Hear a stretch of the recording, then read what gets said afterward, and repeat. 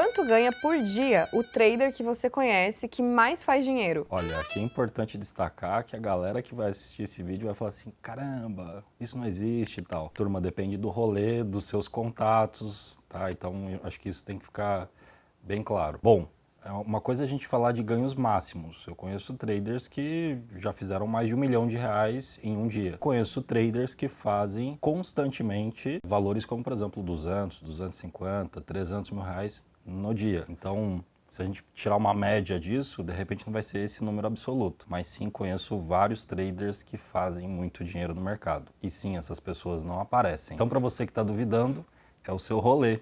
Quando você está sentado numa mesa onde você é o mais alto da mesa, está na hora de você trocar de mesa. Por que você gosta tanto de scalping? Primeiro, por perfil, estilo mesmo operacional. Eu acho que toda estratégia tem que vestir como uma luva.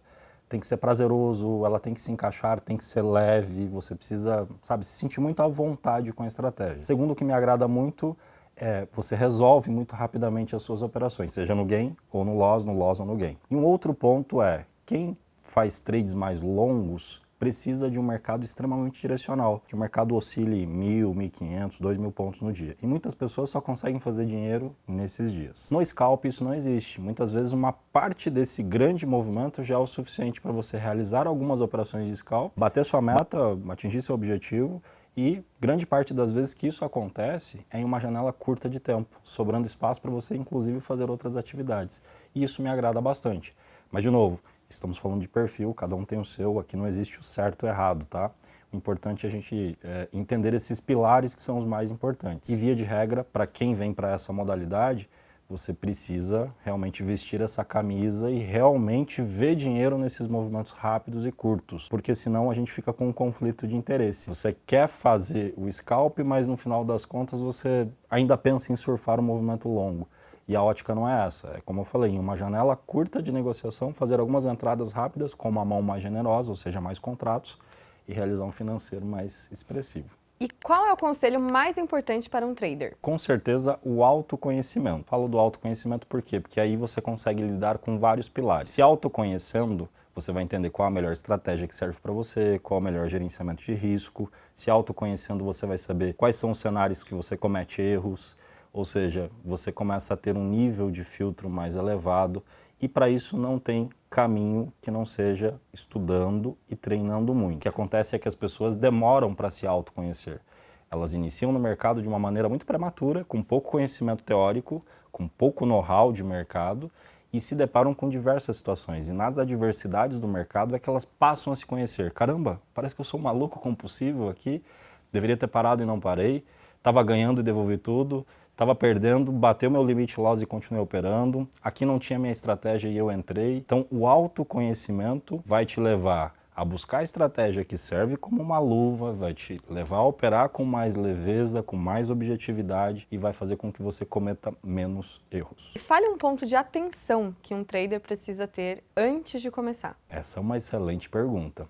Eu acho que o maior ponto de atenção que o trader tem que ter é não ficar dando tiro para todo que é lado. Hoje na internet tem muitas estratégias, tem diversos profissionais transmitindo ao vivo, emitindo recomendações com perfis diferentes. E aí o iniciante ele acaba tentando absorver isso tudo de uma vez. Ao invés de canalizar os esforços em algo que, se ele tivesse prestado mais atenção no perfil dele, e aí a gente volta para a questão do autoconhecimento, fazendo com que ele focasse naquilo que realmente é ideal para o perfil dele, com certeza ele teria muito mais ênfase do que se ele tentar absorver tudo de uma única vez. Então acho que o maior nível de atenção que o trader tem que dar na sua fase inicial é por onde começar, e esse começo tem que ser já em algo que se encaixe no perfil dele. Então imagine alguém que quer fazer day trade, mas se depara com quem que gosta mais de um scalp. De repente ele vem para um treinamento comigo, demanda um tempo, uma energia, financeiro envolvido, mas de repente scalp não era o ideal para ele. E aí ele gasta muito tempo com isso, tempo, dinheiro, enfim, vai ser frustrante para ele. Então quanto mais planejamento tiver, quanto mais autoconhecimento ele tiver, melhor é para ele ir direto naquela cápsula que vai servir como um remédio para a vida dele.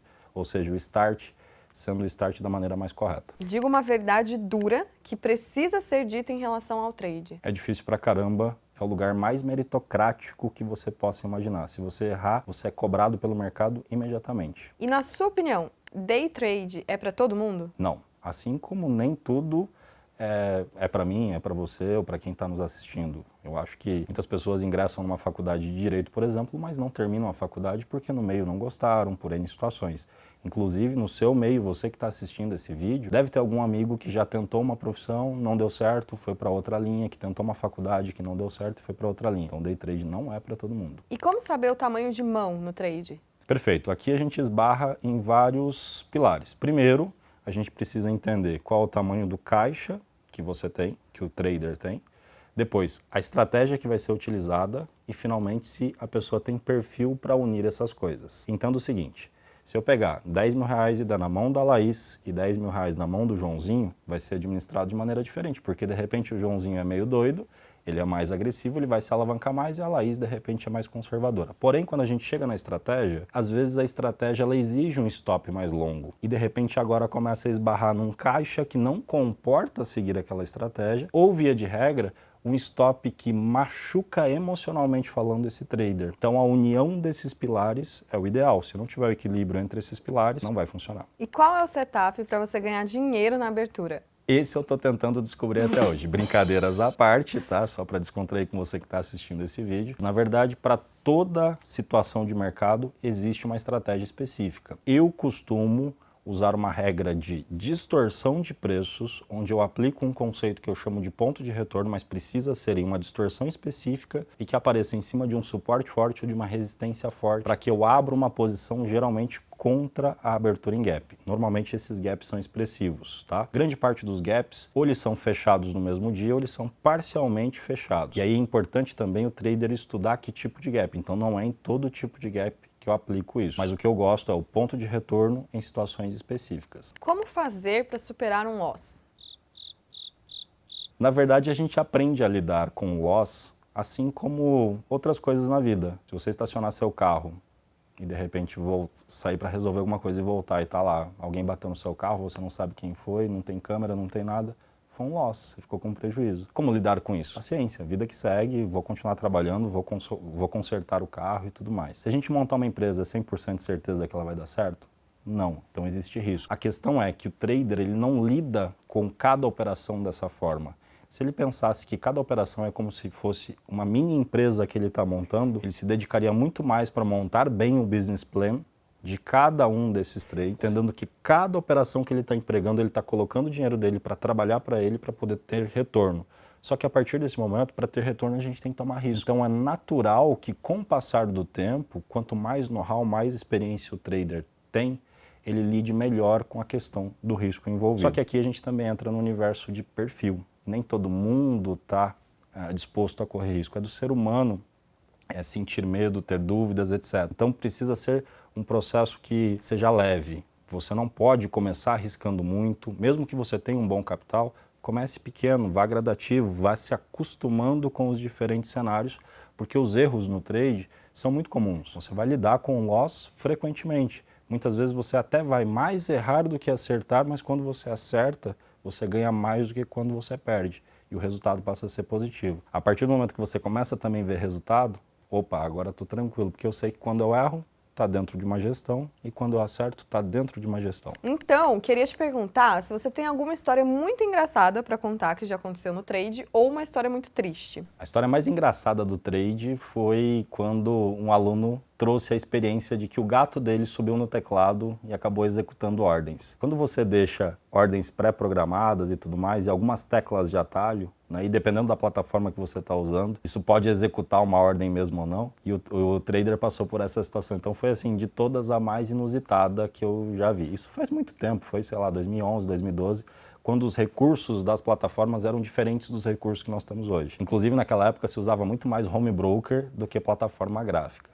Mas o gato deu loss ou gain? Deu loss. E qual foi a violinada que mais doeu ou que você nunca esqueceu? Eu não posso chamar de violinada, mas o prejuízo que mais doeu para o Kim foi uma posição em Telebrás. Foi o que deu início à minha história no mercado financeiro. Eu estava ganhando um bom dinheiro Eu vinha ganhando de outras posições e foi a maior posição que eu tomei de uma única ação na minha vida. Eu cheguei a ter 1 milhão de ações de uma única empresa. Por quê? Porque era uma ação de valor unitário baixo. Ela custava centavos. Só que quando eu alavanquei minha posição, eu alavanquei a 94 centavos e ela começou a despencar. Esse foi o maior prejuízo que eu tive e não foi no day trade. Só que foi isso que deu a porta de entrada. Foi nesse momento que eu falei, opa, peraí que eu preciso estudar. Então, com certeza, não foi uma violinada, porque foi uma operação longa que demorou aí mais de 2 anos, mas não vou esquecer nunca mais. Quanto que você perdeu nisso? Quase 300 mil reais. 285 mil para ser preciso. Nossa. Para você que é analista, o seu psicológico, ele sofre mais na conta demo ou na conta real? Com certeza na conta demo, por uma razão muito simples. Se eu estivesse operando na conta real, significa que eu não seria analista, então eu não teria responsabilidade para com todo o nosso público, com todos os nossos clientes. Então, eu errar, eu ter o loss, é eu comigo mesmo. Agora, quando como analista, a gente está, enfim, representando centenas, milhares de alunos que nos acompanham, de clientes que nos acompanham. Então, tenha certeza que como analista é muito mais pesado. Quanto tempo demora para começar a ganhar dinheiro no day trade? Depende muito, eu vou falar da média, tá? A média é de 3 anos para frente. A maioria das pessoas, elas se aventuram. Elas não dedicam a energia que precisa na fase inicial para estudar. Então elas se aventuram no começo, fazem alguns cursos meio que de qualquer forma e já saem operando. Depois elas descobrem que não era só aquilo. Então a média, uns 3 anos para frente. Alguns conseguem se destacar, mas de novo, eu acho que vale a pena falar só da média. Fibonacci é muito subjetivo. Enfia um monte de linha, claro que vai bater em uma. Toda estratégia tem sua subjetividade. A maneira com que eu olho para uma estratégia de outra pessoa, ela pode parecer subjetiva. A maneira com que uma pessoa aplica Fibonacci em cima de um movimento pode ser diferente da maneira com que eu vou aplicar em cima de outro movimento. E sim, cada estrutura tem as suas interpretações. Então existe uma subjetividade nisso. O importante, ao utilizar qualquer estratégia ou qualquer ferramenta de auxílio, é que o trader ele consiga elencar quais são as regiões que o preço pode ter a reação que ele espera. De tal forma que ele não coloque 100% de certeza em cima só de um movimento ou só de uma estrutura, porque 100% de certeza não existe. Pesquisas mostram que mais de 95% dos traders perdem dinheiro. Isso não é a prova que day trade não funciona? Essa é a mais gostosa que tem de responder, né? Eu acho que... Por que 90 e poucos por cento das pessoas perdem dinheiro? Primeiro porque a maioria são aventureiros. Mas ninguém fala que a maioria das pessoas que se formam em direito também não chegam lá, ou uma grande parcela não chegam lá. Uma grande parcela até sobrevive com isso, mas dizer que vai mudar de patamar ou que ganha um baita salário, as pesquisas não mostram. As pesquisas também não mostram quantas empresas nascem e morrem, às vezes, numa janela de menos de 1 ano. Inclusive, esse dado, eu peço que você que fez esse comentário, vá no Google e faça essa pesquisa. Por que grande parte das empresas quebram em uma janela de tempo curta? Provavelmente porque não se prepararam, provavelmente porque não tinham um bom business plan montado, provavelmente porque não tinha caixa suficiente, provavelmente essa pessoa nunca tinha empreendido, às vezes ela nem sabe lidar com gestão, com pessoas, às vezes ela nem sabe qual é o melhor enquadramento, né, para aquela empresa, se é uma empresa que tem que ir para o Simples Nacional, que tem que ser lucro presumido. Então, vamos voltar para o universo do trade. Imagine agora, por sua vez, que para ser trader, a pessoa tivesse que ter uma certificação, que ela tivesse que estudar por 5 anos para que ela tivesse um diploma e agora você está devidamente apto a ser trader. Assim como para ser médico, são muitos anos. Como para ser advogado, são muitos anos de estudo. Será que a gente teria o mesmo dado? Fica aqui, então, a missão de você parar de se aventurar no mercado. Estude.